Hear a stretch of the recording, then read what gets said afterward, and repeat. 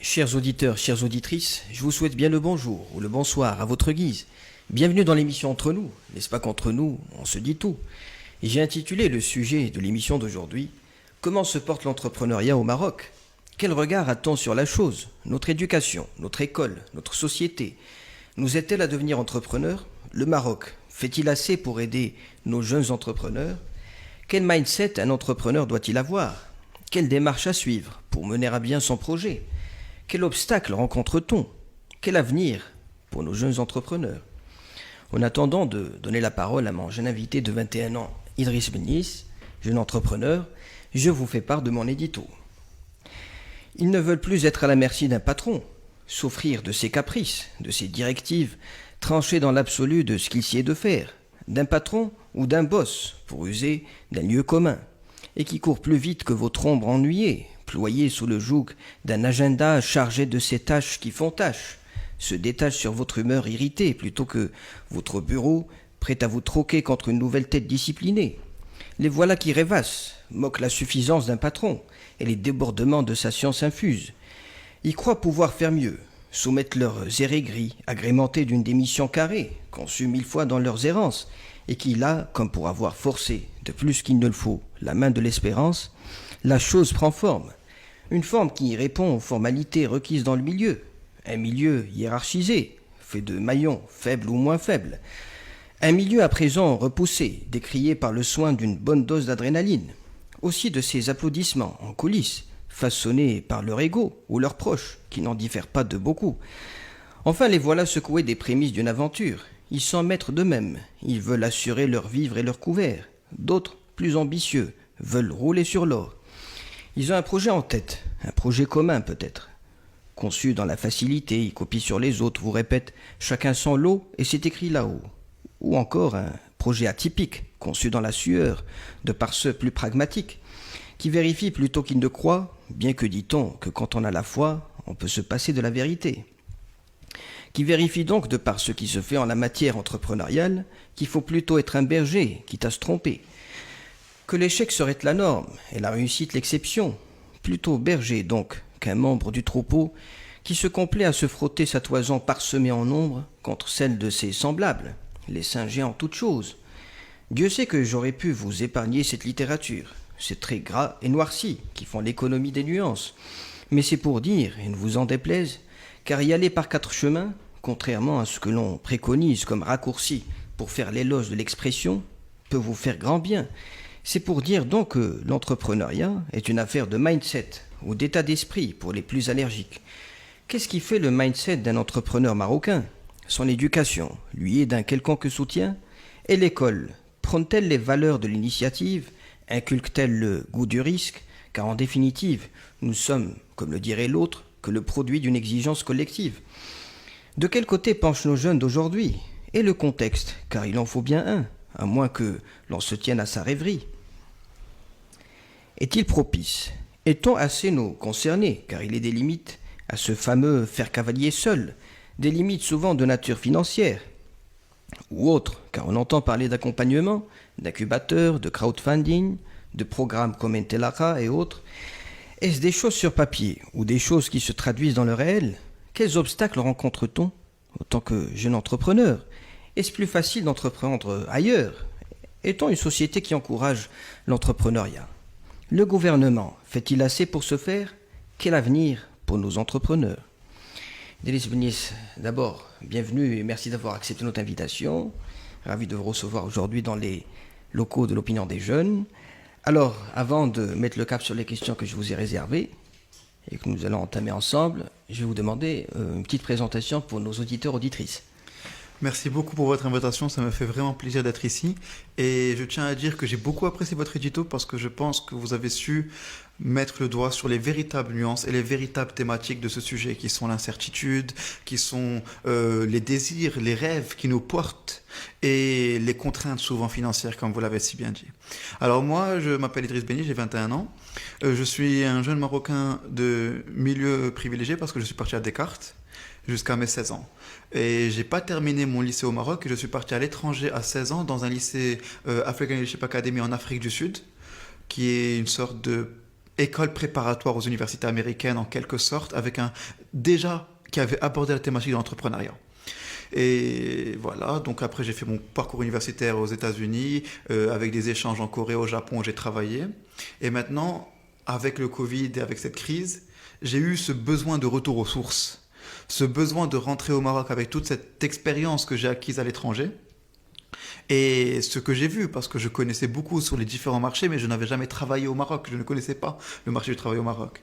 Et j'ai décidé de rentrer et de lancer, depuis maintenant, ça fait 4-5 mois, avec mon très cher associé Anas Machou, que je salue vraiment, et qui vraiment je remercie énormément, sans qui ce projet n'aurait pas été possible, et je le dis très sincèrement, en prenant la poids des choses, que ce projet n'aurait pas été tout seul. Très bien. Eh ben, de mon côté, je ne puis vous dire que je ne peux être qu'optimiste d'avoir en face de moi un jeune de votre âge, un jeune de 21 ans qui est allé un peu partout, hein, malgré son jeune âge, hein, dit-on, et que vous avez fait preuve de ce qu'on entend un peu esquissé dans la matière de l'entrepreneuriat, c'est qu'il faut aller voir ailleurs ce qui se passe. Il ne faut pas rester cantonné, il ne faut pas se cantonner chez soi, il ne faut pas se confiner à ses petites habitudes, il faut aller voir du pays, comme on dit, il faut rencontrer des gens, et moi, ma foi, je suis déjà impressionné par le parcours qui est vôtre. Hein. Vous ne semblez pas être quelqu'un de sédentaire, vous ne semblez pas être quelqu'un qui se fie à son compte à soi ou bien à son ego, parce qu'il était bien mention d'ego dans mon édito. Et voilà, et moi, ce qui m'a encore plus n'a pas frappé, j'estime que vous êtes quelqu'un de mature, malgré votre jeune âge et de responsable, c'est que vous revenez au pays, si tant est que vous puissiez ranimer de ces choses qui se passent de notre côté, et puis de pouvoir les imbiber, leur inoculer, leur instiller un peu cette expérience venue de loin. Et voilà, ma foi, je suis optimiste. Heureux encore une fois que vous... une fois encore, c'est la première fois que vous êtes là. Heureux que vous ne m'ayez pas reproché un peu mon côté littéraire de l'édito et que ça a été un peu de votre goût. Mais là, si je dis ça, c'est pour faire le pont un peu à la première question que j'ai réservée pour vous. C'est vrai que j'essaie de noircir un peu les traits, de dire voilà, c'est quelqu'un, j'ai essayé un peu de scénariser la chose. Je suis passé par un pont qui n'est peut-être pas toujours de mise, ou bien qui n'est pas toujours pratiqué. C'est qu'il y en a qui font de l'entrepreneuriat sans même passer par le salariat. Et nous allons aborder une question dans ce sens pour nous dire quel est l'avis que vous portez là-dessus. C'est que voilà, quelqu'un qui décide du jour au lendemain de faire cavalier seul, bien que j'ai mentionné qu'il y a des limites, bien sûr, à faire cavalier seul, et que nous allons y revenir, et peut-être que vous serez de ceux qui préconisent qu'il n'est pas question que d'auto-entrepreneuriat, même si ce n'est pas revenu sous mon expression, mais d'entrepreneuriat, ça veut dire qu'on a besoin de l'autre, de collaborer, que c'est un travail d'ensemble, et qu'il faut agir de concert pour déboucher sur un résultat, sur un travail plausible. Moi je suis parti du schéma du salarié qui jette l'éponge, qui présente sa démission, qui est peut-être un brin optimiste, peut-être plus qu'il ne faut, peut-être qu'il coupe avec la réalité des choses, peut-être qu'il n'a pas été sur le terrain et qu'il fait les choses que par délégation, que par correspondance, et que la pratique, me diriez-vous, on dit souvent que celui qui n'a pas que le salarié a un seul patron, mais celui qui agit seul, ou en tant qu'entrepreneur, a tous ses clients comme patron. Oui, je ne sais pas si vous me confirmez. C'est très très vrai. D'accord, je pense que ça a été, vous l'avez touché de près, je le vois dans votre expression. Donc, moi, si j'essaie de psychologiser un petit peu mon édito autour et de l'humaniser peut-être pour ramener à l'humain, d'ailleurs c'est pour ça que vous êtes là. Moi je préfère avoir un jeune qui me dit de ses ressentis, de ce qu'il a sur le cœur, de ce qu'il a en tête. Peut-être qu'on va parvenir plus tard à des chiffres, à des choses qui sont de l'ordre des statistiques, des statistiques peut-être, merci de me le rappeler, ou des choses plus grandes comme les entreprises, comme les initiatives de par le gouvernement, de par les grandes entreprises. Mais moi ce qui m'apporte le plus et le mieux ici, c'est vous, c'est l'humain. C'est pour ça que la première question que je vous ai réservée, c'est le mindset. Le mindset ou l'état d'esprit. J'ai dit pour les plus allergiques, c'est pour taquiner un peu les anti-anglophones, mais je pense que mindset dans ce milieu de business et de start-up et d'entrepreneuriat est plus parlant et a plus de sens. Alors, pour vous, j'ai attaqué de front cette première question. Quel mindset l'entrepreneur doit-il avoir selon vous? Alors pour moi, et d'ailleurs c'est quelque chose sur laquelle je voulais mentionner et j'attendais l'opportunité, merci de vous de me l'avoir donné, qui est l'entrepreneur ne doit pas être un moyen pour une fin, mais plus doit être son propre objectif. Dans le sens où c'est très difficile de faire, parce que moi, bon, là, je vais juste recadrer un petit peu, moi je fais de l'entrepreneuriat à petite échelle. Et au cas où c'est pas clair, j'ai toujours pas terminé mes études. Je suis en train d'étudier à temps partiel et je lance mon entreprise en temps partiel alors que mon associé, lui, est à temps plein. Donc on est deux, lui travaille à temps plein, moi à temps partiel. Donc on est dans la petite échelle. On est dans une entreprise à faible coût mensuel, à faible revenu. Et dans cet état d'esprit-là, bien sûr, on espère grandir. Je noterai vraiment que le plus important, c'est la satisfaction personnelle. C'est ça ce qu'on recherche en fait. Ce qu'on recherche, ce n'est pas de s'échapper d'un patron, parce qu'il y a des bons patrons. Moi, j'ai travaillé, j'ai fait des stages, j'ai été employé dans des entreprises à l'étranger où j'ai passé un excellent moment. Mais c'est l'identité du projet. Pouvoir l'objectif, l'alignement. Et c'est ça que je recherche dans l'entrepreneuriat. C'est ça que Anas, mon associé, qui avait d'autres offres qu'il considérait, à part se mettre en association avec moi, cherchions. C'est cette volonté de créer, de laisser une sorte de trace derrière nous et de pouvoir tenter, se faire plaisir et y aller, se lancer. Et c'est quelque chose de fort de se lancer. D'accord. Parce que donc, moi je suis bien est-ce que vous faites que me confirmer dans l'idée du départ que j'ai. C'est peut-être une idée préconçue, mais que j'ai pu vérifier grâce à vous, parce que vous êtes un homme du terrain, vous êtes dedans, vous êtes capable de m'en dire un peu davantage que ce que j'en sais, et que vous faites, ma foi, encore une fois, vous faites que revenir vers l'humain que j'ai préconisé, que j'ai mis comme étant une priorité dans ce préambule. Que j'ai mis sous l'œil de l'auditeur et de vous par la même occasion, c'est que quand vous parlez de mindset, et moi je voudrais bien d'abord revenir à la définition pour que nous mettions le cap sur un bon départ. C'est que si vous avez fait attention, quand j'ai parlé de mindset, j'ai dit une phrase qui peut-être peut décourager plus d'un, ou bien surtout pour ceux qui ne sont pas vraiment des êtres pragmatiques et qui soumettent pas leur rêve ou bien leur espérance à des choses, à une tactique, à une vision, à une stratégie, à une façon de faire. Et j'ai dit que la norme, c'est l'échec quand on entreprend. Et la réussite, c'est l'exception. Et j'ai aimé cette phrase. Et que, voilà, peut-être parce que j'en vois beaucoup, et puis j'écoute, et puis les bruits de couloir arrivent jusqu'à mes oreilles pour me dire, voilà, tel a laissé tomber son projet parce qu'il a passé des mois et que ça n'a pas voulu tenir debout et que c'était pour lui une chose suffisante et nécessaire pour tout laisser tomber et puis pour aller pleurer sur son sort, se recroqueviller. Alors que si je veux revenir sur le problème de définition, quand on parle par exemple entrepreneuriat ou bien quand on parle start-up, c'est déjà par définition le fait d'entreprendre quelque chose d'incertain ou bien quelque chose de très risqué. Start-up, à mon avis, et d'après les quelques lectures que j'ai pu faire, c'est que la start-up est par essence plus risquée que l'entreprise et qu'elle soit appliquée à un environnement encore plus incertain. Alors, il faut que la personne qui s'attaque, moi, vous me direz, peut-être que je me trompe, qui veut être entrepreneur, qui veut créer sa propre start-up, sache que d'abord, c'est risqué, et que l'environnement dans lequel il opère est incertain. Et de fait, bien sûr, il peut vite conclure à la chose que ce serait vraiment une exception qu'il réussisse. Et que échouer, il y en a nombre d'eux qui ont échoué. Qu'est-ce que vous pouvez me dire sur ça davantage ? Je suis très mitigé par rapport à cette opinion. De un, parce que pour moi, quand je me suis lancé, il n'y avait aucune chance que j'échoue. Dans le sens où, qu'est-ce qui définit l'échec ?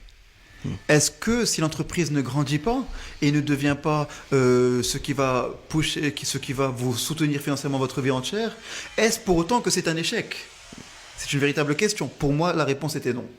Maintenant, vous nous ramenez sur un terrain encore plus philosophique, à savoir que quand moi, peut-être que j'ai mal fait de me lancer dans cette question de définition, mais peut-être que ça va nous éclairer davantage. Par exemple, vous, d'après la réponse que vous avez livrée, c'est que vous dites, est-ce que l'échec consiste en le fait que mon entreprise ne va pas gagner en volume, peut-être que ça ne va pas être rentable, peut-être que... Et bien sûr que peut-être que vous êtes plus touché ou bien que vous êtes plus influencé par le monde anglo-saxon, anglophone, et qui pour eux, l'échec c'est soit... Il n'y a pas d'échec, c'est soit j'apprends, soit je réussis. Je vous laisse finir sur cette lancée. Je vais en mentionner un peu, je pense qu'il y a plusieurs choses intéressantes ici.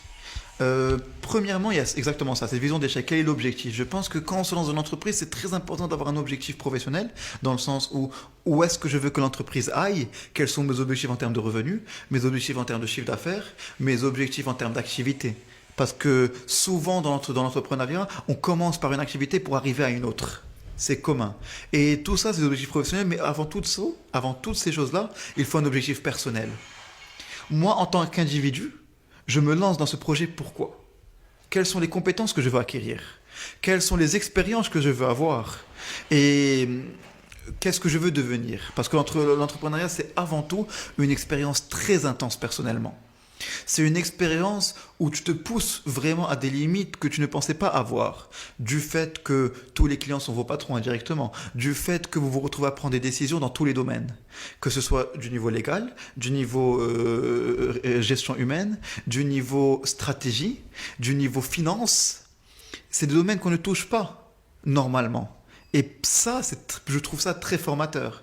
Et donc pour revenir à ça, donc ça c'est déjà pour moi le premier point important qui est...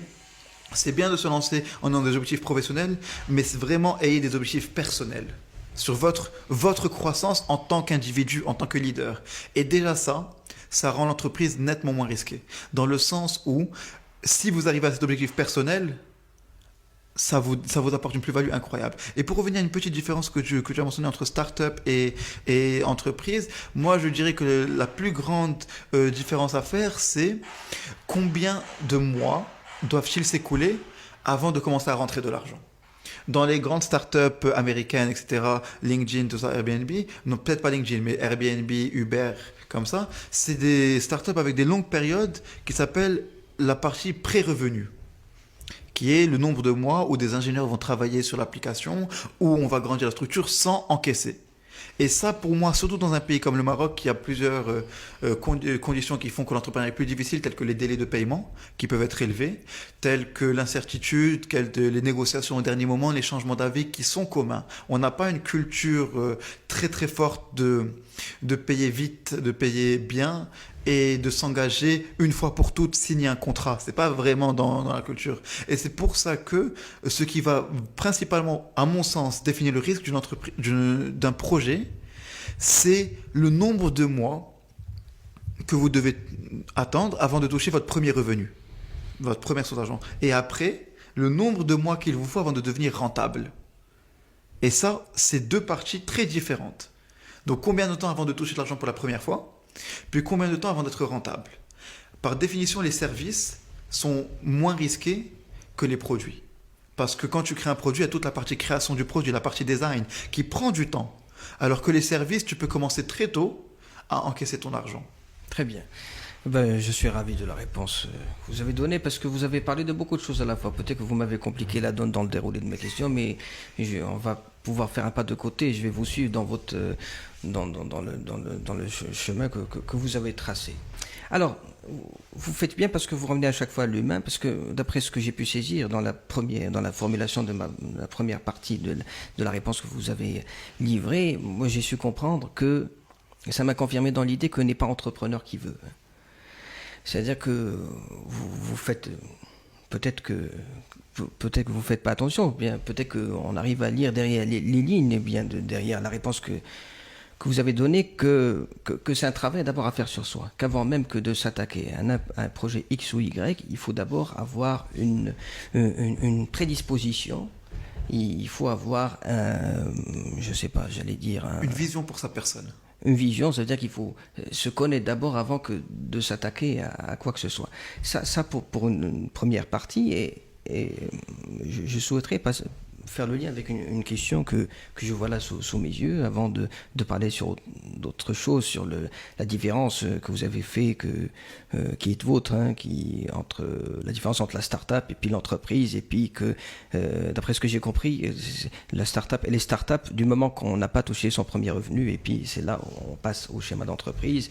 Et bien sûr, vous avez pointé ce problème de paiement qui traîne en longueur, etc., et qui fait à ce que plusieurs start-up mettent la clé sous le tapis. Donc, si jamais j'oublie cette deuxième partie, vous me rappellerez parce que j'ai quelque chose à vous dire dans ce sens. Et ma foi, pour ce qui est de la personne, de sa prédisposition, pour ce qui est à être un entrepreneur, à affronter affronter les écueils et les obstacles qu'on puisse croiser en son chemin. Et vous me direz ô combien ils sont nombreux, hein, ces obstacles-là, parce que, comme je dis, c'est pas donné à tout le monde. Alors, comme j'ai dit, dans mon édito, on est le produit d'une exigence collective. Alors, c'est pas que j'ai envie à ce que ces entrepreneurs pleurent sur leur sort et puis se défaussent sur d'autres et puis ils trouvent d'autres boucs émissaires et disent pointe du doigt, c'est la société, c'est l'éducation, c'est l'école. Mais entre nous, hein, parce que n'est-ce pas qu'entre nous on se dit tout. Allez, dites-nous alors, vous êtes marocain comme moi, on n'a pas besoin de se mettre dans la peau d'un autre marocain pour le comprendre, tellement on voit de ces choses-là, on est né là, et puis est-ce qu'on peut pas taxer peut-être l'école, est-ce qu'on peut pas accuser l'école, la société, l'éducation de ne pas faire assez, parce que je ne sais pas si vous allez partager mon idée, parce qu'à l'école, on ne parle pas d'entrepreneuriat à l'école. On dit, voilà, vous allez faire des études brillantes et que vous allez peut-être avoir la chance d'être recruté par une grosse boîte et que c'est là qu'on parle surtout de carrière, c'est-à-dire d'avancement, de poste, de statut, Et l'idée des entrepreneuriats, le goût du risque, hein, comme je l'ai mentionné, il n'est pas inculqué dans notre culture. Est-ce que vous pensez que c'est un tort? Est-ce que d'abord vous validez la chose que j'ai dite, et est-ce qu'il y a eu des avancements d'après votre expérience sur la question, et est-ce qu'il faut rectifier le tir? Est-ce qu'il est temps de dire c'est assez, il faut qu'on change de cap? Alors, je valide la critique qui est que il est vrai que dans les écoles, on ne parle pas d'entrepreneuriat, mais j'ai une opinion peut-être controversiale, mais un peu divergente. Moi, je pense que ce n'est pas le rôle de l'école de préparer à l'entrepreneuriat. Pour moi, l'école a raison d'offrir un chemin uniformisé, standardisé, qui convient à la majorité et qui est plus clair, plus facile pour ne pas décrocher des jeunes, pour ne pas décrocher des gens. Plus on personnalise l'offre pour s'adapter aux différents domaines, parce qu'il y a beaucoup de voies pour l'école, beaucoup de sujets. On aimerait qu'elle se digitalise plus, on aimerait qu'elle vote plus dans les nouvelles technologies, qu'elle plus de l'entrepreneuriat. C'est difficile de mélanger tout ça avec le curriculum qui fait la force du système marocain depuis longtemps. Moi, je pense que ce qui est important, c'est un écosystème actif dans la ville. Qu'au-delà de l'école, on encourage les jeunes parce que moi, j'ai eu une chance qui était, quand j'étais jeune, à 14-15 ans, j'avais une grande liberté de mouvement par mes parents qui ne me restreignaient pas et moi qui en prenais complètement avantage, qui sortais. J'ai eu la chance de côtoyer des entrepreneurs dans des centres tels, par exemple, M. Ziel Mounali, je remercie, qui m'a beaucoup appris, qui m'a inspiré. Je ne lui ai pas parlé depuis longtemps, mais à un moment, ça a été une inspiration, et même maintenant, toujours une grande inspiration, qui était un entrepreneur qui avait fait l'école en Afrique du Sud et dont j'ai pu beaucoup observer et apprendre de lui. Et donc pour moi, l'entrepreneuriat ne doit pas être appris à l'école, mais il doit y avoir des espaces dans la ville, des espaces d'échange, des espaces de culture où les entrepreneurs existants peuvent partager leur expérience, ou par exemple, je saluerai un autre endroit qui m'a beaucoup inspiré, à Rabat, M-Size. Si vous connaissez, Moroccan Center for Innovation and Social Enterprise. Je n'étais pas très actif, mais j'y allais. J'y allais une ou deux fois, j'ai fait des événements, j'ai vu. Et pour moi, ça, c'est ce qui va porter l'entrepreneuriat. Pas l'école, pas au curriculum, mais démocratiser ces endroits, les rendre dans les autres villes. Parce qu'à Rabat, c'est actif, à Casablanca, c'est actif, mais qu'est-ce qu'il en est des autres villes, tu vois? D'accord, très bien. D'après ce que j'ai compris, et je me dis peut-être que j'ai dû mal formuler la question que j'ai posée, et que peut-être qu'il fallait voir plutôt du côté de... Parce que d'après ce que j'ai compris, c'est que vous dites que l'école, c'est plutôt la formation, et puis l'éducation, il faut aller la voir ailleurs. Peut-être que quand je dis qu'on n'entend pas parler d'entrepreneuriat à l'école, etc., peut-être que dans un âge, peut-être qu'il n'est pas assez avancé, que l'on est là, peut-être pour apprendre les rudiments, les choses élémentaires, et puis les outils. Peut-être qu'ils vont faire de nous plus tard de bons ou de mauvais entrepreneurs, on ne sait jamais, ça dépend du programme que l'on a. Ça, c'est pour taquiner nos enseignants et le reste, que nous saluons. Mais ce que j'ai voulu dire, c'est que, est-ce qu'il n'y a pas des valeurs? Parce que vous, quand vous parlez de l'humain, et vous y revenez sans cesse, je me dis que peut-être que l'entrepreneur doit d'abord, pas par essence, mais après avoir interagi avec un environnement X ou Y, il développe des qualités, il développe, comme j'ai dit, moi j'aime toujours bien le dire, une prédisposition à faire quelque chose.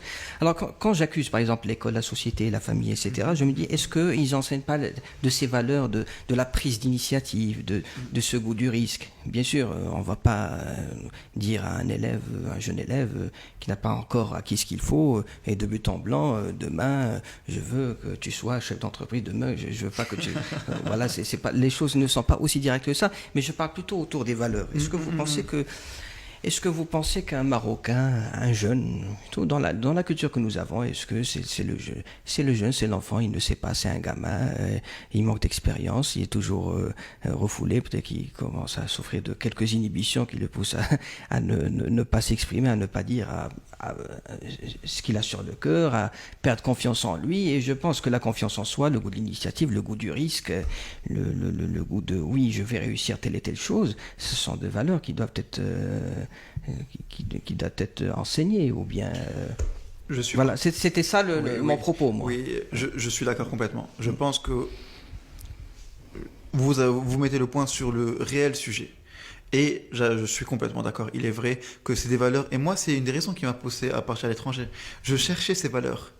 Je les cherchais et je ne les trouvais pas. Alors que j'étais dans un établissement que beaucoup considèrent comme un des bons lycées de Rabat. J'étais à Descartes.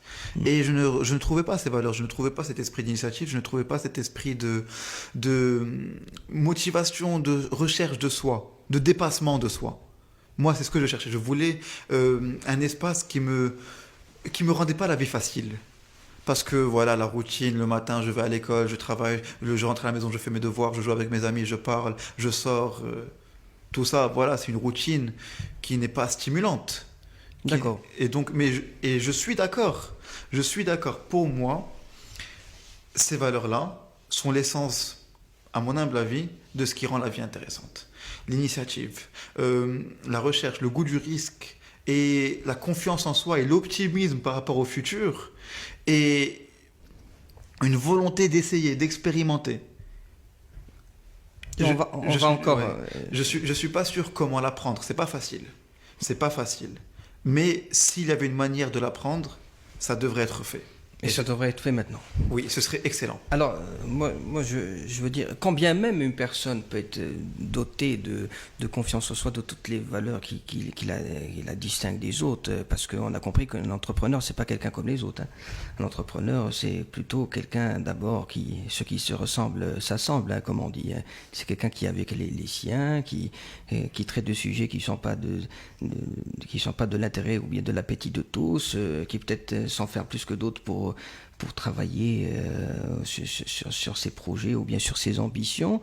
Eh bien, et je veux encore revenir à la culture, parce que c'est très important, c'est l'environnement où on opère, et puis on a beau être ce qu'on est, alors passer un moment, peut-être que les mauvais comportements des autres finissent par détacher sur nous et sur notre comportement et faire de nous quelqu'un de moins performant. C'est pour ça que je dis, quand bien même une personne peut être dotée de confiance en soi, de cette prise de risque, du goût de l'initiative, de toute l'ambition du monde, elle peut être freinée de par son contexte en disant attention, tu sais, quand tu vas faire ton projet, tout ce que tu vas faire, c'est perdre ton argent, et qu'il vaut mieux que cet argent, vous le laissez pour après, on ne sait jamais de quoi la vie elle est faite. Oui, j'essaie un peu un peu de nous situer dans la mentalité marocaine, parce que c'est vraiment, je ne sais pas, peut-être qu'ils ont tort ou ils ont raison, ils ont probablement et sûrement leurs arguments. C'est un peu des deux. C'est un peu des deux. Attention, telle personne avec qui vous allez vous associer, peut-être qu'elle va vous faire un mauvais coup et va vous laisser... c'est-à-dire, sans preuve à l'appui, c'est des choses qui sont préétablies, préconçues dans le conscient, ou bien peut-être dans l'inconscient du Marocain. C'est-à-dire, investir, c'est perdre d'argent, c'est jouer, c'est alors qu'on préfère plutôt nous sécuriser peut-être dans notre culture. Je ne sais pas si vous partagez mon avis. C'est vrai. Et d'autant plus, pardon, parce que vous avez évoqué, quand vous avez parlé de l'entreprise, vous avez parlé une société de services, société de produits, et que c'est plus facile de se lancer dans des sociétés de services. Et que les startups, même si ce n'est pas la définition qui est vraiment mise en avant, c'est pas la définition pas mise en avant, mais essentielle, c'est qu'on lie automatiquement la startup au digital, à la technologie, au service plutôt qu'autre chose. Alors, au produit aussi. Au produit, mais les applications. Oui, les applications, ça peut être le cas. C'est-à-dire, surtout pour une personne qui veut se lancer dans une start-up qui a présenté plutôt un produit qu'un service, alors là, je sais pas, j'allais dire, on va pas le surmonner, le réprimander, mais on essaie de lui remonter un peu les bretelles, on essaie de l'ennuyer ou bien de l'embarrasser de plus qu'il ne faut. Attention, ça ne va pas marcher. Alors, est-ce que vous partagez cette idée? Oui, c'est vrai que le Marocain en moyenne est plus conservateur en termes de risque que, par exemple, l'Américain ou le Coréen, où j'ai vu vraiment des cultures qui étaient normales, c'était vraiment encouragé et c'était limite que la personne qui ne le fait pas n'a pas envie de réussir. J'ai vu ces sentiments dans certains endroits aux États-Unis. J'étais à San Francisco en plus, qui était le hub de l'entrepreneuriat, Silicon Valley. Moi, je dirais que, de un, je voudrais revenir sur quelque chose que vous avez dit au début, que l'entrepreneur est forcément différent des autres dès le début et qu'en plus, il reste entre deux. Moi, je pense que ce n'est pas forcément vrai. C'est vrai dans la majorité des cas. Dans la majorité des cas, c'est des projets difficiles qui vont être portés. Mais je suis convaincu qu'il y a un entrepreneur potentiel qui dort dans beaucoup plus de gens qu'on ne le pense. Et je pense que beaucoup de petits projets paraissent moins intéressants qu'ils le sont vraiment. Je pense que beaucoup d'industries comme la mode, les coiffeurs ou quoi que ce soit, des petits changements dans la valeur ajoutée peuvent faire une entreprise qui réussit grandement. Parce que vraiment, le cœur de l'entrepreneuriat, c'est avoir une idée qui est un petit peu nouvelle. Pas forcément complètement nouvelle, pas forcément complètement innovante, mais juste changer légèrement quelque chose. Ça, tu peux le faire, ça. Prendre par exemple des coiffeurs, il y en a partout. Mais un coiffeur qui fait une chose un peu mieux que les autres, il peut grandir, embaucher des autres coiffeurs, rajouter des sièges et grandir. Et j'ai vu certains coiffeurs comme ça. Bon, ça m'a inspiré, c'était une leçon. Mon coiffeur, quand j'avais 14 ans, il avait 4 sièges. Et depuis, chaque année, je reviens, il a un siège en plus. Et ça m'a inspiré. Moi, je voyais ça. Et qu'est-ce qu'il faisait? Il offrait des bouteilles d'eau. C'était le premier qui offrait des bouteilles d'eau aux clients. C'était celui qui a agrandi la liste d'activités de plus en plus. Il ramenait tout le temps les premiers soins au visage à rabat. C'est lui qui les ramenait. Et il avait une très bonne ambiance. Il y avait des petites tables de café à l'extérieur. Donc les gens pouvaient se couper les cheveux et après se poser. Et ça, c'est des petits changements. Et je pense pas que seulement une petite partie des gens peuvent avoir ces idées. Ces idées-là sont des idées qui sont à la portée de tout le monde. Et après, on peut les pousser à les réaliser, les concrétiser. Donc ça, c'est juste pour l'entrepreneur est-il vraiment complètement différent des autres? Je ne suis pas sûr. D'accord. Il y a des différences, mais je suis convaincu que c'est accessible. Et que titiller un peu une personne peut rapporter des résultats très surprenants. Ben moi je ne peux qu'être content d'avoir tort, hein, parce que quand j'ai dit que les entrepreneurs, les start-upers peut-être préfèrent rester entre eux, je suis ravi que vous me disiez le contraire, parce que vous connaissez plus le terrain que moi, vous êtes plus dans le bain, et que moi, ma foi, la question qui m'a percuté, qui m'est venue directement à l'esprit quand vous avez dit que c'est pas forcément qu'ils restent entre eux, alors ils ont... moi j'ai pensé une chose, est-ce que vous, à votre niveau, vous avez pensé un jour, parce que vous avez dit, c'est vrai que vous avez dit qu'on peut trouver en tout un chacun une graine qu'on pourrait développer, qu'on pourrait semer quelque part, et puis qui puisse donner ses fruits. C'est parfait, c'est-à-dire qu'il faut, vous avez utilisé le mot pousser, ou bien peut-être les aiguillonner, les guider pour faire mieux. Mais comme on dit, les grands diseurs ne sont pas les grands faiseurs, hein, et combien des gens ont des idées qui arrivés au point où ils les mettent en exercice, ou bien ils les ramènent sur le terrain du réel. Est-ce que vous pensez que ce serait bien, est-ce que vous avez déjà fait, une question qui me vient comme ça sans préparation, est-ce que vous avez déjà pensé, vous, par exemple, et votre partenaire, votre collaborateur, à faire aller parler aux jeunes, aller voir de ce qu'ils pensent sur l'entrepreneuriat, peut-être les encourager, les initier, les guider. Dites-moi un peu. C'est prévu.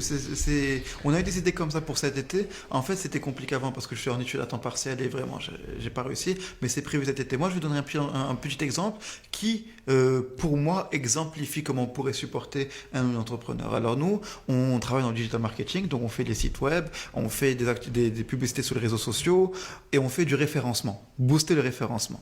Et si vous connaissez le référencement, ça passe beaucoup par la création de contenu pour le site. Et donc, on voulait prendre une stagiaire. On voulait prendre une stagiaire et on voulait qu'elle grandisse avec nous. Donc nous, ce qu'on avait préparé à lui faire, et qui, Inch'Allah, va se passer dans les mois qui suivent, c'est l'aider à lui faire son statut d'auto-entrepreneur indépendante, et on la commissionne. Et au fur et à mesure qu'on avance, plus elle travaille avec nous, on peut lui présenter certains de nos clients pour lui faire une interview. Par exemple. Je comprends maintenant pourquoi vous dites qu'il y a de bons patrons. Ça me revient de loin. Et donc l'idée étant que au début, bien sûr, elle travaille juste avec nous, elle rédige les articles pour les sites web, elle fait la rédaction. Après, au bout d'un moment, elle peut directement avoir son statut d'entrepreneur, donc on la paye. Bon, c'est une stagiaire, donc c'est pas des sommes énormes, mais une petite somme pour aider un peu.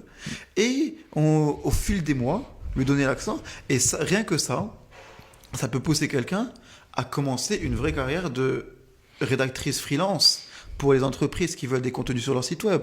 Parce qu'après, une fois qu'elle a son statut, une fois qu'elle a les contacts, qu'est-ce qu'il reste? L'expérience, elle l'a aussi eu en travaillant avec nous, tu vois.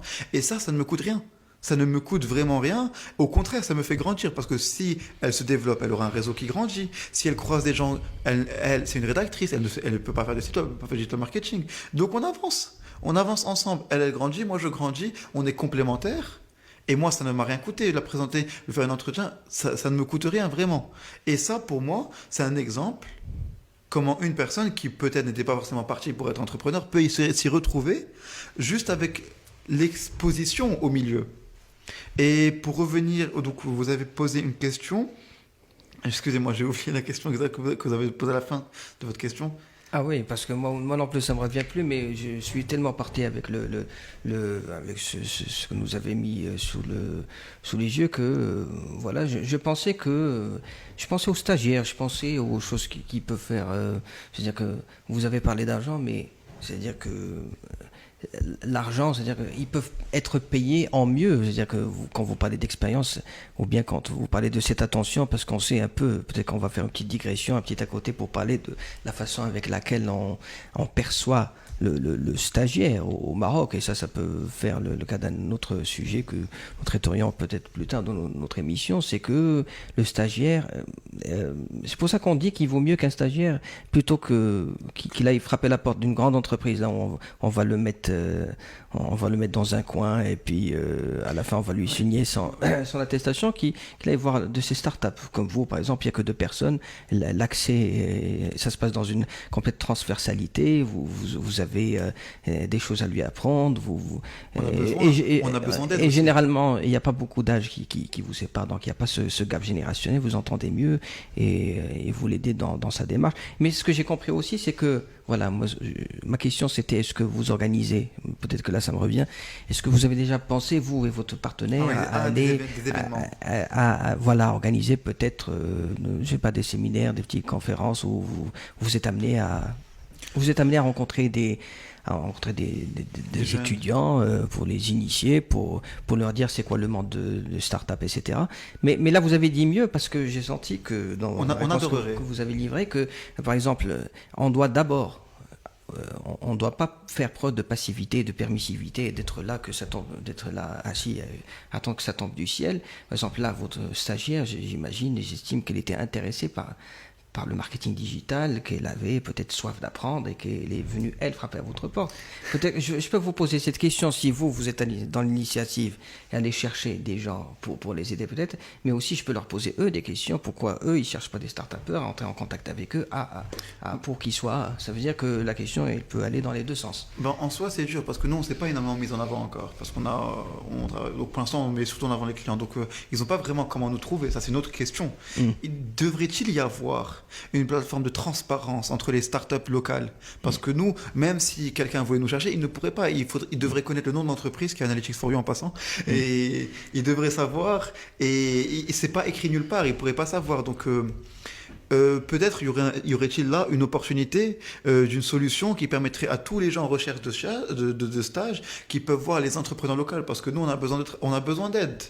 Si on arrive à avoir une aide qualifiée, on l'apprécierait énormément et on la gratifierait, parce que parfois on est surchargé, parfois on est dépassé, parfois on a besoin de recul, la fatigue morale s'accumule.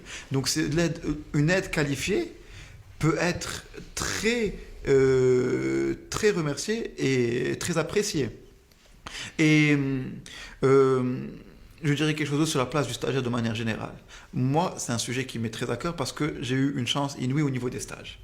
J'ai fait des stages rémunérés à l'étranger, j'ai fait un stage au Japon avec des salaires qui sont au Maroc des salaires seniors. À San Francisco, j'ai aussi fait des stages où j'avais un contact direct avec le PDG, où j'étais appris. Alors, et ça, ce n'était pas unique, c'était pas moi spécifiquement, c'est une culture du stagiaire. Développer des stagiaires, les fidéliser et les faire grandir avec votre entreprise. Et quand je suis rentré au Maroc, ça a été mon plus grand choc. Mon plus gros choc a été la condition des stagiaires. Entre les heures de travail, les tâches qui leur sont adressées, les salaires qui... La majorité du temps, il n'y a pas de salaire en stagiaire au Maroc. Et ça, pour moi, c'est dommage. Ça, pour moi, ça a une conséquence. Ça a un impact. Parce que je pense que ça crée une perte de motivation. Je pense que ça crée une petite rancœur, un petit peu de rancune. Et ça, pour le coup, pour moi, ça endommage l'écosystème économique au Maroc. Moi, je pense qu'un stagiaire plus apprécié, comme à San Francisco, comme ce que j'ai vu à l'étranger, vraiment, c'est la clé d'une équipe qui grandit sainement. Et c'est la clé d'une continuité du savoir. Et c'est la clé d'une innovation constante. Pour attirer les bons profils, est-ce qu'on cherche un stagiaire qui va juste faire ce qu'il veut? Ou alors est-ce que tu cherches un stagiaire qui, pendant ses années d'école, a eu des idées innovantes? Quelqu'un qui va chambouler un peu. Et c'est drôle, cette dimension qui est inexistante au Maroc. Alors qu'elle était très présente partout où j'ai travaillé avant. Partout où j'étais à travailler, on me demandait mon avis. On me demandait qu'est-ce que je pense. On me donnait l'initiative de faire des choses. Et on me récompensait. Et ça, pour moi, c'est vraiment un pouvoir créatif et une puissance innovative qui est cachée. D'accord. Alors pour moi, vous avez dit deux choses qui sont d'importance. De un, peut-être que vous et moi, nous avons mis sans le vouloir et par le train que nous avons pris, celui de ces discussions que je trouve agréable, que peut-être que nous avons donné naissance sans le vouloir à une espèce d'idée qui fait à ce que...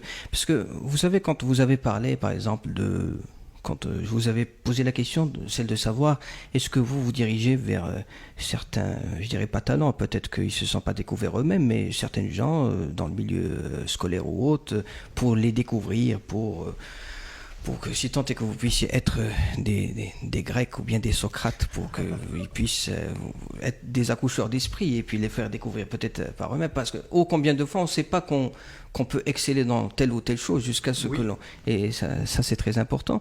Et je ne sais pas pourquoi peut-être il y a mon esprit qui a circuité un tas de choses pour arriver sur l'accompagnement, parce que ces derniers temps on parle beaucoup d'accompagnement, mais je me dis que c'est peut-être qu'on a brûlé peut-être une étape avant de parler de quelqu'un, parce qu'il y a des entreprises qui attendent, ou bien des gens qui attendent d'être promus comme étant des accompagnateurs. Ça veut dire qu'on a déjà quelqu'un qui est là, qui propose un projet, et puis qu'on va l'accompagner dans le process pour que son projet puisse un jour, pourquoi pas, avoir jour, pour qu'il puisse avoir une aide budgétaire, un accompagnement sur la communication, sur le business plan, et beaucoup de choses que l'on ne doit pas ignorer. Hein. C'est pas parce que et il suffit pas d'avoir une idée bonne pour la mettre à exécution. J'imagine et j'estime qu'il faut passer par un tas de choses. C'est-à-dire, pourquoi pas justement penser à une plateforme, comme vous avez dit, qui fait le lien un peu entre, qui essaie de lier et les start-upers, par exemple, sans pour autant qu'ils soient des accompagnateurs, sans pour autant qu'on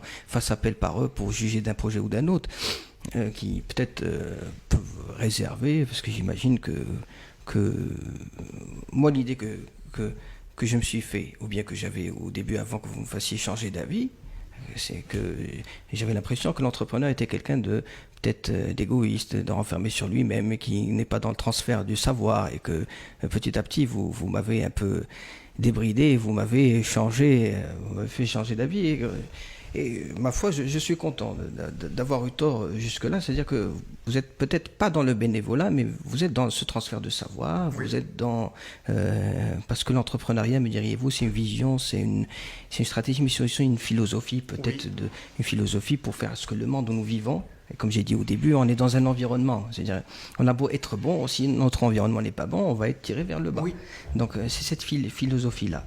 Et pourquoi pas penser justement à ce lien, à une plateforme qui peut aider les gens, leur tendre la main, etc.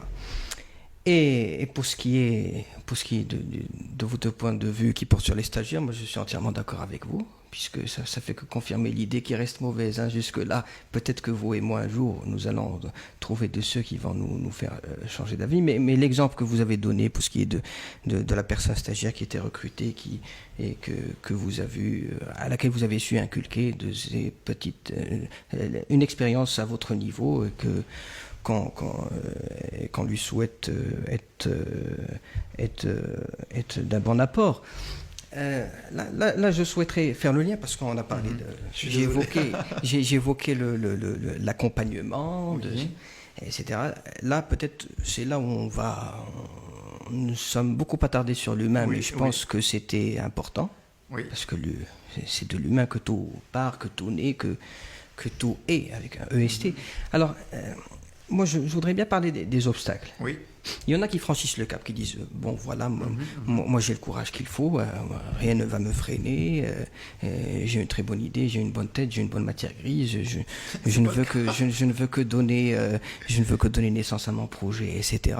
Mais quand ils se retrouvent confrontés à un contexte, à un environnement, parce que il faut bien un contexte pour projeter, non pas ses désirs, peut-être ses ambitions, ou bien on a beau être l'homme le plus talentueux ou la femme la plus talentueuse du monde, si on ne trouve pas un contexte propice, on est mort. C'est vrai. Alors moi je voudrais bien parler de ça, si vous voulez. Alors peut-être que je vais vous poser une question générale. Quels sont les obstacles qui, selon vous, se posent pour un jeune entrepreneur marocain ? Non, je pense que vous avez bien fait de transitionner, et je m'excuse pour avoir un peu divagué sur l'humain. C'est un sujet qui me passionne beaucoup. Non, pas divagué du tout. Moi, j'en ai fait à ce que l'humain soit au centre de mon édito. D'ailleurs, on ne parle que de ça. C'est vraiment l'entrepreneuriat et l'impact social, c'est un sujet qui me passionne. Donc, pour revenir sur les contraintes, les obstacles. Alors, bon, déjà, la plus évidente et qu'il faut parler, la contrainte financière. Comme je l'ai dit, il y a un certain laps de temps avant d'avoir son premier revenu, et un autre laps de temps avant d'être indépendant. Et je pense que tout entrepreneur qui se lance doit avoir au moins 6-8 mois, vraiment c'est le minimum du minimum, 6-8 mois de trésorerie basse. Il faut réduire les coûts, être prêt à ne pas être payé pendant plusieurs mois. Moi, pour l'instant, je n'ai pas encore été payé. Je n'ai pas encore touché, alors qu'on a rentré un peu. Être prêt à donc simplifier. Par exemple, la domiciliation. Il y a des entreprises maintenant avec Del Hayat qui permettent de te domicilier chez eux pour moyennant 100, 200, 300 dirhams le mois. Faites ça. Prenez pas de bureau. Quand vous lancez, c'est inutile. Quand vous êtes 2 ou 3 ou 4, c'est pas utile. Et les produits, allez à la simplicité. Réfléchissez besoins. Ne réfléchissez pas produit. Ne te dis pas, oh, j'ai envie de créer ce produit-là, donc je vais y aller. Non. Tout le monde n'est pas Steve Jobs. Hein. C'est ça. Quel est l'objectif de ce produit ? Est-ce que ça peut être fait de manière moins chère? Est-ce que ça a besoin d'un produit? C'est des questions importantes. Est-ce que juste un exercice de pensée ou une aide accompagnatrice pourrait résoudre ce besoin? Si oui, ne crée pas le produit au début. Réduire les coûts, c'est très très important. Parce que en réduisant les coûts, tu allonges la trésorerie. C'est logique. Si tu as 10 000 dirhams et que tu dépenses 2 000 dirhams par mois, tu as 5 mois. Si tu dépenses 1 500, tu as 7 mois. Et comme ça. Donc ça, c'est vraiment la contrainte la plus importante et à ne pas négliger. L'argent, soyez très économe, gardez longtemps. Maintenant, autre chose. On va parler les obstacles humains. Quand tu cherches tes clients, tes premiers clients, il faut bien se présenter, c'est très important. Et il faut d'abord être prêt à chiffrer très bas les premiers clients. Ce n'est pas un problème, il faut le faire, ça se fait, acceptez. Prenez votre mal en patience. Vous savez que la valeur de votre produit est plus élevée que ce que vous facturez, c'est normal. C'est comme ça.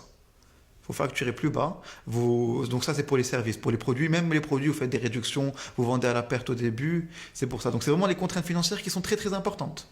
Et donc voilà, pour être complètement transparent, pour ne pas dire un discours qui n'est pas le cas, moi j'ai eu une chance inouïe, qui est que je n'ai pas eu besoin de prendre de crédit, j'ai pas eu besoin de prendre d'aide, de prendre de crédit, parce que j'ai économisé un peu à travers mes travaux, etc. J'ai économisé un peu d'argent pour me lancer. Ça coûte pas si cher que ça. Vraiment, les sommes sont plus basses que ce qu'on pensait. Au Maroc, la création d'une entreprise, c'est 5 000 dirhams. Avec 5 000 dirhams, vous avez un statut légal. Non, ça, c'est une entreprise SARL avec plusieurs personnes. Auto-entrepreneur, c'est encore moins cher, si vous vous lancez tout seul. Donc ça, c'est les premiers frais, il faut les avoir en prêt. Après, est-ce que vous avez besoin d'autres personnes? Si oui, commencez par les stagiaires. Après stagiaires, les freelanceurs. Et tant que vous n'êtes pas rentable, arrêtez-vous aux freelanceurs. N'embauchez pas quelqu'un à temps plein tant que vous n'êtes pas rentable. Parce que c'est un manque de respect envers lui, parce que vous n'êtes pas capable de l'assurer si quelque chose se passe mal, et c'est une faute envers vous-même, parce que vous vous alourdissez plus que nécessaire. Et je suis beaucoup resté dans le financier. Donc là, vous avez parlé, si vous voulez, pour ceux qui nous écoutent, pour ceux qui ont une idée à mettre sur le terrain du réel, à pratiquer, peut-être à en voir les fruits. Voilà. Vous avez évoqué le problème pécunier, le problème de nature financière, et que voilà, il faut essayer d'optimiser le plus ses dépenses, et puis essayer d'aller point par point, et puis de ne pas se couvrir de dépenses sans qu'il y ait un minimum d'entrée qui puisse justifier telle ou telle réponse. Moi, j'ai bien aimé le fait que vous parliez du côté financier, et que en parallèle on peut évoquer de ces avancées faites par l'État, d'ailleurs, qui a lancé dernièrement le programme Telakha. Je ne sais pas si vous êtes sûrement au courant, et que voilà, qui est fait pour les jeunes qui sont porteurs de projets. Et pourquoi moi j'ai parlé d'accompagnement, c'est pour une raison bien précise, parce qu'il y en a qui bafouent ce côté important. Parce que, par exemple, si on prend en compte, vous avez parlé beaucoup de digital, pour ce qui est des startups, on peut avoir quelqu'un pour nous dire, voilà, moi je suis un bon programmeur, je vais me lancer par exemple dans le marketing digital. Ça consiste en quoi? À faire des sites internet, peut-être que la communication est haute, peut-être que je suis pas si doué que ça, mais je vais trouver moyen de prendre des textes par-ci par-là. Mais il suffit pas d'avoir une compétence de nature technique pour se hisser au rang de l'entrepreneur, parce que vous avez bien dit qu'il y a un autre côté, qu'il y a une autre partie qui est dans cette équation, qui est le client, auquel il faut aller à sa course, bien se présenter, c'est-à-dire que vous entendez par là, si je me trompe, une division des tâches qui doit opérer, qu'on ne peut pas tout faire soit tout seul, et que peut-être ça me fait revenir à ce point d'accompagnement, parce que la dernière sortie du gouverneur de Mak El Maghreb, il a parlé de ça, justement, pour ce qui est de programme Telakha, et il y en a d'après les chiffres qui ont été communiqués, 25% des projets qui ont été présentés ont été refusés. pour la plupart, c'était des projets qui ne tiennent pas la route, etc. Donc on comprend 25%, c'est beaucoup, hein. Même selon le gouverneur lui-même, 25% de projets rejetés. Je me dis parfois que si le jeune entrepreneur ne va pas un peu vite en besogne, que s'il ne brûle pas les étapes, que il suffit pas d'avoir le premier éclair pour dire que telle ou telle idée puisse être vérifiée, qu'il doit vérifier et valider un certain nombre d'étapes. Peut-être qu'on va trop vite. Hein.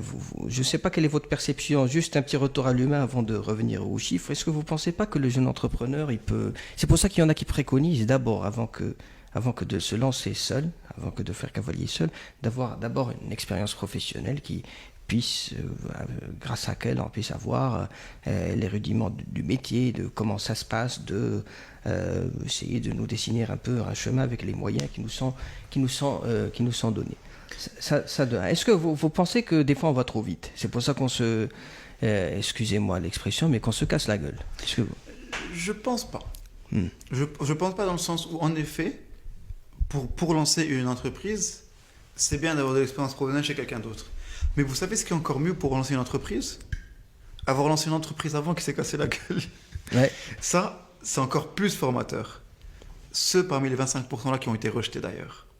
Sûrement, ça leur a appris des choses. Il y avait eu pour différentes raisons. C'est qu'il y en a qui peuvent pas bénéficier d'un crédit simplement parce qu'ils ont eu un problème de contentieux avec la banque. Il y en a d'autres pour qui le projet n'est pas valable, etc. Mais bon, on estime, et supposons par hypothèse qu'il y ait une bonne partie dont le crédit n'a pas été validé parce que l'idée ne tient pas. Voilà.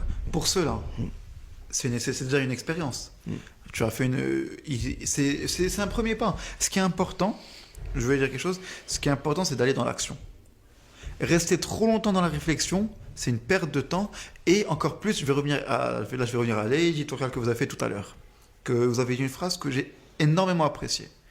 Vous avez dit, parfois, j'ai oublié la formulation exacte, mais parfois, y croire ne serait-ce pas mieux que ce soit la vérité. Il vaut mieux, quand on a la foi, on peut se passer de la vérité, ça c'est Nietzsche. C'est ça, exact. Ah, Nietzsche, je ne connaissais pas. Mais autant on peut aller loin et dire que même ces personnes qui jugent de la viabilité ou non d'un projet, c'est leur point de vue, hein, et que ma foi, nul n'est parfait, et que peut-être la vue qu'il a ce projet diffère de beaucoup de celle de l'auteur du projet, et que l'auteur, s'il se lance, mais là on évoque, j'estime que s'il va demander un crédit, c'est parce qu'il est en faute de moyens financiers, et que tout le monde n'a pas la chance d'avoir sur lui le fonds de roulement nécessaire pour faire vivre quelques mois. Et c'est pour ça qu'il faut demander des petites sommes.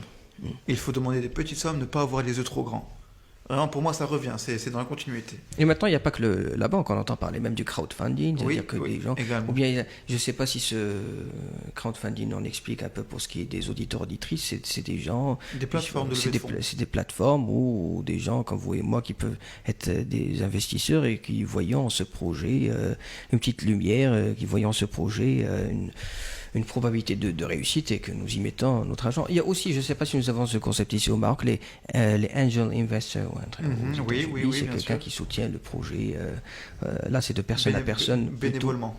Et angel investor, généralement, il ne demande pas de retour. Ou alors, il y en a qui demandent du retour. D'accord, donc c'est cela. Donc, pour dire que la banque n'est pas le seul recours, et que par définition, l'entrepreneur, c'est pas quelqu'un qui a de l'argent. L'entrepreneur, c'est quelqu'un qui a une idée à mettre à exécution et qui va chercher de l'argent ailleurs. Et peut-être que c'est vrai que s'il donne naissance à son idée, qu'il voit que ça marche, ça ne peut que le rendre fier de ce qu'il est ou bien de ce qu'il a fait jusque-là, mais aussi le fait d'être en manque d'argent et puis d'avoir su aller chercher cet argent, ça peut être aussi faire l'objet de fierté et puis de l'encourager davantage. Moi, je dirais un petit commentaire, mais ça c'est plus une opinion personnelle.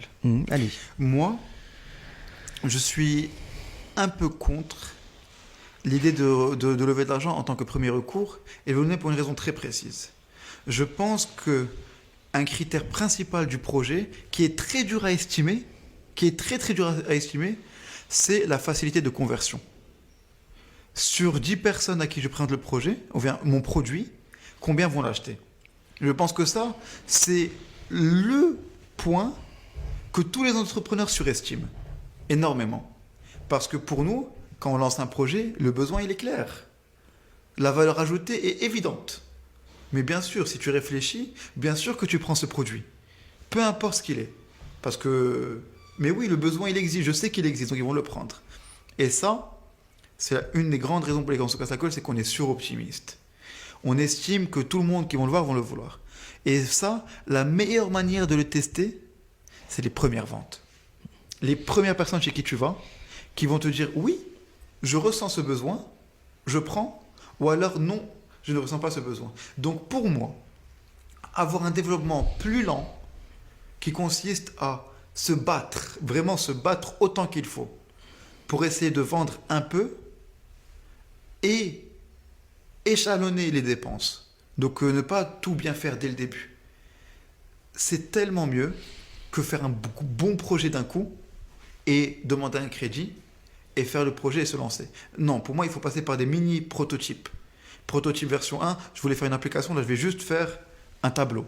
Je vais vendre un tableau, littéralement un tableau, je vais dire à quelqu'un, tu me donnes 300 dirhams, je vais te montrer comment l'utiliser. Et le tableau, il remplit la même fonction que l'application que tu comptes faire. Et en faisant ça, tu valides l'alignement entre ton projet et le marché. Est-ce que ce que j'offre est lié aux gens? Alors que quand tu restes dans tes business plans, quand tu restes dans ta théorie, c'est très facile de se déconnecter. Surtout quand l'investisseur est tout aussi déconnecté. Ce qui arrive plus souvent qu'on ne le croit. Très bien, moi je ne peux que vous remercier parce que c'est là le point où je voulais vous ramener au tout début parce que vous vous rappelez quand votre réponse était tellement longue que vous avez dit beaucoup de choses et, Oui. et je vous ai dit que je suis revenu d'abord sur une première partie et puis la deuxième partie je la laisse pour la fin si je ne me rappelle pas. Et vous faites bien de me le rappeler, peut-être vous l'avez fait sans même vous en apercevoir. C'est qu'au début, vous avez parlé justement de cette chose. Et moi, ça m'a interpellé quand vous avez parlé de levée de fonds. C'est-à-dire que, si tant est que j'ai pu comprendre un peu, j'ai pu saisir de par l'esprit l'idée que vous nous avez soumise, c'est qu'un projet, pour avoir l'aval ou bien pour avoir l'assentiment, ou bien pour qu'on voit un peu, c'est pas parce que c'est bon pour nous que c'est bon pour l'autre et que ça doit, en gros, répondre à un besoin et que voilà. Et qu'il y en a peut-être... je ne dirais pas deux écoles, mais deux façons peut-être d'aborder ce sujet. Comment dire, comment estimer, la qualité du produit que nous soumettons. Il y a deux choses. C'est pas parce qu'il y a eu levée de fonds, c'est pas parce que tel produit a eu une levée de fonds qu'automatiquement ce produit est viable et qu'il va cartonner. Parce que nous avons cité, peut-être à raison d'ailleurs, les angel investors, c'est quelqu'un qui fait du bénévolat, peut-être que c'est quelqu'un qui va aimer votre tête et qui va vous voir toute ambition et qui veut vous voir réussir ce que lui, peut-être il a raté, qu'il a de l'argent à sa disposition, qui va mettre à votre service et qui veut vous voir réussir, comme ça par bonhomie, par humanité. Mais il y a autre chose de faire. Il y a une autre chose, surtout vous m'avez interpellé quand vous avez parlé de prototype. Est-ce que vous ne jugez pas qu'il vaut mieux, parce que ça se dit dans le milieu des affaires, il vaut mieux avoir des bons de commande plutôt que des levées de fonds? Exactement. C'est ça un peu Exactement. C'est-à-dire si on a des bons de commande qui viennent d'entreprises, et les entreprises, Dieu sait qu'ils ont de l'expérience, il ne faut pas les... c'est-à-dire c'est des gens à l'intérieur qui sont en contact, bien sûr, mais qui sont là, ils connaissent le marché mieux que vous, hein, vous avez beau... Parce que bon... Des fois, c'est vrai qu'il faut apprendre à faire preuve un peu d'humilité. Hein. On a beau avoir un bon projet, on ne sait pas tout. Hein. On n'a pas nul la science infuse, comme je l'ai mentionné dans mon édito, et qu'il faut dire que ces entreprises, il faut quand même les créditer d'un minimum de savoir, ou bien d'un minimum de savoir, d'expérience, et des gens qui ont... Et que si une entreprise, par exemple, valide ou bien vous commande quelques exemples, ça veut dire qu'elle vous a crédité d'une certaine confiance et qu'elle voit en votre produit peut-être l'objet d'une réussite ou autre. Mais la levée de fonds, peut-être que c'est bien, mais on préfère tout de même avoir des bons de commande. Moi, je suis beaucoup plus partisan de ce point-là. Oui, je dirais juste, au-delà de l'entreprise et de son savoir, et au-delà de l'entreprise et de comment ça part, le plus important, c'est est-ce qu'on en a besoin. Une entreprise ne mettra pas de l'argent, enfin, une bonne entreprise ne mettra pas de l'argent dans quelque chose qui est inutile. Ça, c'est la première base de l'économie. C'est on assume que les acteurs sont des acteurs rationaux. Et si c'est des acteurs rationaux, à ce moment-là, la seule manière de savoir si elle a besoin de ton produit, c'est est-ce qu'elle va le commander.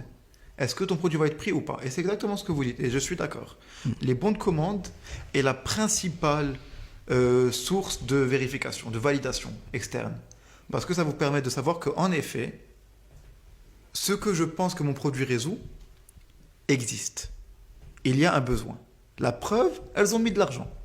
D'accord. Elles ne mettraient pas de l'argent sans besoin. En parlant d'entreprise, peut-être que j'aimerais un peu leur faire grief d'une chose, c'est que généralement, quand on parle start-up, on parle innovation. Et que je me dis, ma foi, que les entreprises, c'est bien. Peut-être que des fois, ils font preuve, pas d'amabilité, mais bon, les entreprises, ils sont pas là pour faire de la charité. Ils sont là parce qu'ils font du business et qu'ils voient que tel ou tel produit va leur réussir. Et va sûrement augmenter leurs bénéfices. Mais quand on parle, par exemple, innovation, pour une société, pour une entreprise, l'idée commune qu'on a et qui revient souvent, c'est que on dit que quand une entreprise va bien, et ne cherche pas à aller mieux. C'est-à-dire, voilà, on a payé nos employés, nos dividendes sont payés, on est bien. C'est-à-dire que, si vous voulez, c'est comme s'ils faisaient l'éloge du statu quo.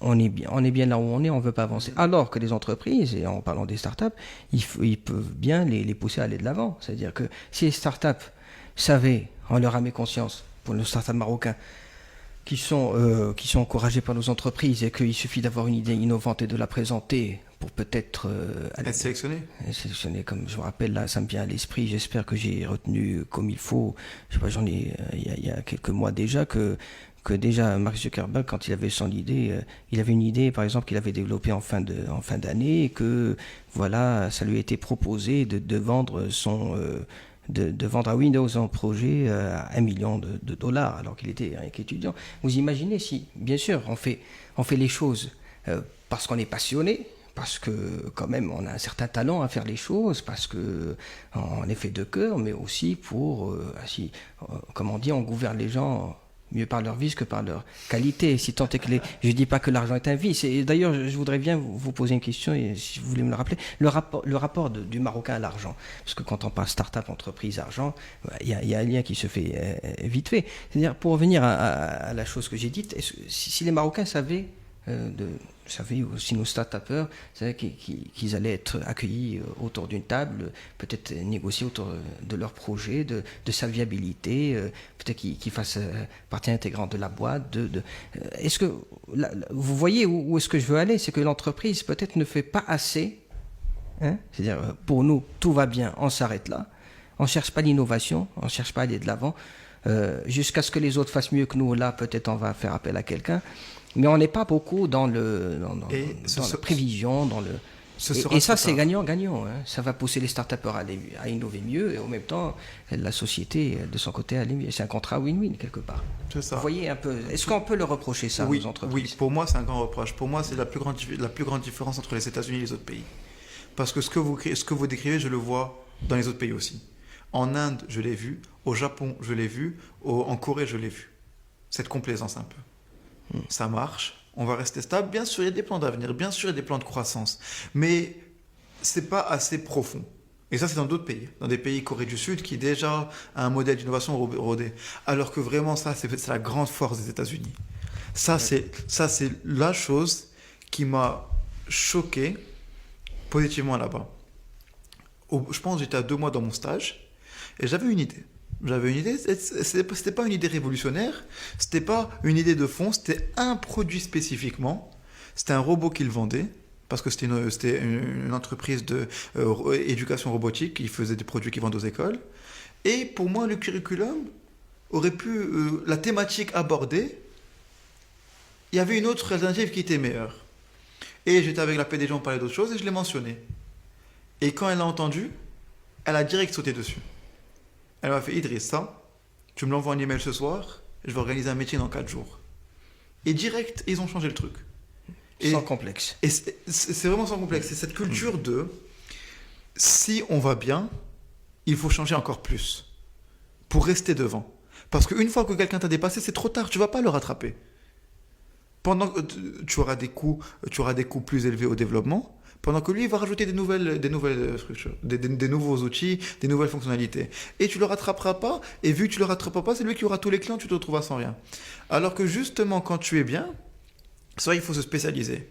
Et ça, c'est pourquoi les entreprises américaines, à mon sens, innovent autant. J'ai des amis qui travaillent à Facebook, j'ai des amis qui travaillent à LinkedIn, j'ai des amis qui travaillent à Microsoft, j'ai des amis qui travaillent un peu partout. Et à Uber aussi. Et vraiment, ce qu'ils me racontent, c'est cette idée-là, cette philosophie de l'apport constant de tous les employés. Il y a vraiment un véritable espace dédié à faire des propositions. Et c'est pour ça que Facebook, l'application, elle ne fait que changer d'année en année. Ce que j'aime bien de la réponse que vous avez donnée, c'est qu'on va, vous et moi, faire une boucle parce qu'on va revenir à la culture. Hein.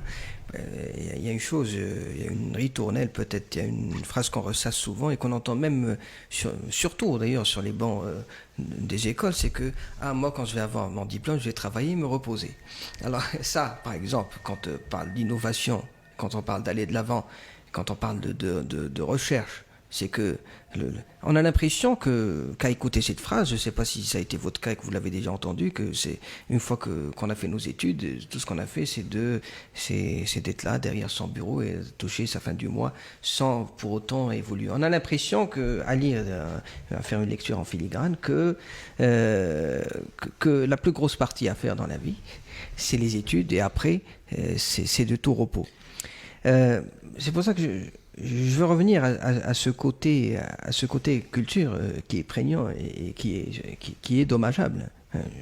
Peut-être seriez-vous de mon avis là-dessus, parce que l'innovation, quand on parle innovation, quand on parle win-win, quand on parle aller de l'avant, c'est contraire au statu quo, c'est contraire à toute espèce de passivité, de permissivité et nos maisons d'autres. Donc, vous ne m'avez pas rappelé, mais je vais vous le rappeler et pour qu'on puisse clore sur ça, puisque moi je veux bien vous poser la question. Le rapport du Marocain à l'argent, Oui, quel rapport entretient-il et a-t-il des effets sur la conception qu'il a de l'entreprise, de l'entrepreneuriat, du monde de la start-up? Sûrement, il y aurait un lien. C'est vrai. En effet, excusez-moi, j'avais une réponse en tête et je ne l'ai pas sortie.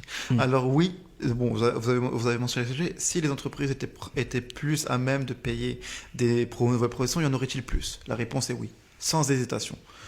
Le Marocain est malin. Là où il voit des opportunités, il va. Et ça, on le voit tous les jours. On le voit dans la rue, on le voit dans les entreprises, on les voit dans la musique. Il y a une opportunité, il y aura des gens. Et si l'opportunité se crée, il y aura des gens. Le rapport du Marocain à l'argent, le Marocain n'est pas... Est-ce que l'argent c'est tabou? C'est toujours tabou? Est-ce que c'est pas la même conception? Parce que vous vous référez souvent, vous faites un parallèle avec la société américaine. C'est pas la même chose. Là-bas, j'estime que peut-être on s'en vante même de gagner de l'argent et que cela relève d'une espèce de satisfaction personnelle et de savoir qu'on a bossé, qu'on a trimé pour... utiliser l'expression pour ça et que c'est mérité et que toute peine mérite salaire et que... Est-ce que vous pensez que le rapport qu'on entretient ici au Maroc est fait de ce tabou qui règne, qu'il peut y avoir une espèce de quelques freins en route qui nous mènent vers le chemin de l'entreprise? Parce qu'on fait pas comme j'ai dit, on fait une start-up pour gagner de l'argent. C'est pas la charité. C'est pas une charité, exactement. Moi, j'ai pas ressenti le tabou à l'argent. Quand je parle avec les entreprises, le sujet sort. Le prix, exactement ce que vous faites, les négociations se font sans problème. Et le paiement, bon, parfois un peu tardif, mais il se fait au final. Et quand je parle avec d'autres gens, quand je parle avec des amis, quand je parle dans le milieu des rencontres professionnelles, le réseau, c'est un sujet qui sort, sans trop de difficultés. Je pense pas je n'ai pas vécu le tabou. Peut-être qu'il est là, je n'ai pas... Mais moi, je ne parle pas des côtés des entreprises, je parle plutôt de la société telle qu'elle est. Hein. Et est-ce que ça peut constituer un frein pour mener à bien son projet ou un autre? Cette conception peut-être inconsciente que l'on a en tête et de laquelle on ne s'en aperçoit pas. Moi, vraiment, dans toutes les dimensions de ma vie, je n'ai pas senti un tel tabou à l'argent. Peut-être est-ce dû à ma famille ou les gens que je croise, mon cercle social, je ne sais pas. Mais je n'ai pas vraiment senti ce tabou tant que ça. Mais je pense que oui. Mais au contraire, moi, quand j'ai rencontré d'autres entrepreneurs, j'ai rencontré d'autres apprentis entrepreneurs qui veulent se diriger, j'ai rencontré d'autres en transition, qui sortent d'études, qui ne savent pas quoi faire. Et c'est un sujet dont ils n'ont pas honte. C'est un sujet qu'ils revendiquent. C'est un sujet qu'ils apportent. Mais moi, je pense que ce n'est pas l'argent le frein. Ce n'est pas un tabou de... J'ai pas envie, je n'ose pas gagner de l'argent, je n'ose pas rêver vers l'argent. C'est pas la thématique que j'ai vue. Moi, ce que j'ai surtout vu, quand je parlais d'autres jeunes pour lesquels ils vivaient, et pour lesquels ils parlaient d'entreprise, etc., c'est la stabilité au niveau familial, le jugement. Les entrepreneurs sont parfois bien vus, parfois mal vus. Et c'est une vraie crainte. Pour moi, c'est ça, c'est plus le jugement social. J'ai entendu ça plusieurs fois, des gens dans des domaines qui sont durs à innover, mais pas si durs que ça. Et quand on discute, qu'est-ce que tu fais? Moi, je cherche un travail. Ah, tu cherches, est-ce que ça va, tu trouves? Non, pas vraiment. Est-ce que tu as des idées? Oui. Pourquoi tu n'as jamais osé? Je sais pas. J'ai un blocage au niveau social. C'est ce que j'entends. C'est ce que j'entends. Mes parents ne vont pas me supporter. C'est un sujet que j'entends. Mes parents veulent que je fasse un boulot. Et c'est aussi, comme tu reviens à l'éducation, on le répète depuis qu'on est petit. La carrière. Si vous voulez gagner votre vie, étudie bien et tu auras, avec de la chance, tu seras embauché dans une grande entreprise. Et ça, c'est une fierté. C'est une fierté pour les parents. Une entreprise, un entrepreneur n'est pas immédiatement une fierté. Devient une fierté s'il réussit. Mais si tu as fait une entreprise et qu'elle n'a pas marché, on en parle mal. Ah, Idriss, il a fait un truc de digital marketing. Et pourtant, on lui a dit, on avait que de cesse de lui dire que ça n'allait pas marcher son truc, et c'est lui qui avait la tête dure et que ils auraient eu le plan. Mais moi, je parle du contraire. Quand tu échoues, on en parle mal. Ah, tu as perdu 6 mois de ta vie, tu as rien fait, maintenant qu'est-ce que tu vas faire? Ton diplôme, il a moins de valeur, alors que c'est pas vrai. Le diplôme a plus de valeur. Après avoir fait une entreprise, tu deviens un profil plus intéressant à l'emploi. Si tu veux abandonner l'entrepreneuriat, tu deviens plus intéressant, pas moins intéressant. Mais dans la vue des gens, tu es devenu moins intéressant. Aux yeux des entreprises, tu l'es plus, aux yeux de ta famille, tu l'es moins. Et ça, pour moi, c'est plus ça, c'est le rapport avec l'échec. Le rapport avec l'échec, parce que l'échec est un tabou. Au Maroc, échouer est un tabou. Ceux qui ont redoublé le savent. C'est très difficile dans une famille marocaine de mentionner le redoublement. Même si parfois il y a des raisons valides. On redouble parce que je voulais aller à X université, je n'ai pas eu mon admission, je préfère avoir un meilleur dossier, c'est mal vu. J'ai fait une entreprise, elle s'est cassée la gueule, maintenant j'ai appris des leçons, c'est mal vu. Plus que l'argent. Moi, je pense pas que l'argent soit le problème. Et ben voilà qui a dit. Nous sommes heureux d'avoir votre opinion sur la chose. Et puis, ma foi, ça a été... je suis passé avec vous un agréable moment. On a pu discuter de beaucoup de choses, même ceux qui ont été pas programmés à l'avance. Et c'est ça que j'aime, moi, quand on a beau avoir un édito, on a beau avoir des questions qui délimitent un peu le débat. C'est toujours les à côté qui sont plus importants. Et bien sûr, ça m'a fait plaisir. Et je vous dis de revenir quand vous voulez. Et merci encore une fois d'avoir répondu à nos questions et je vous dis à très bientôt. Un mot de la fin. Merci beaucoup à vous, j'ai vraiment apprécié être ici et j'espère vraiment que certaines des idées qui ont été mentionnées dans ce débat pourraient être réalisées plus tard, telles que faciliter l'accès à l'information entre les stagiaires et les porteurs de projets, faciliter la transparence pour les porteurs de projets, quelles sont les compétences à avoir. Et je pense que c'est un très beau geste de votre part de m'avoir invité aujourd'hui pour discuter de ce sujet et j'espère que certains de nos auditeurs auditrices en auront tiré quelques leçons. Je rajouterai un petit mot de la fin qui est que c'est un petit coup de pub vite fait, mais c'est pas pour mon entreprise, c'est pour un projet à l'étranger qui m'a beaucoup aidé. Une entreprise avec laquelle j'ai travaillé, c'est une entreprise de compétition entrepreneuriat dans l'Asie du Sud-Est principalement. Et en ce moment, ils organisent des compétitions où ils ont beaucoup d'entrepreneurs qui cherchent des mentors pour discuter de leurs idées.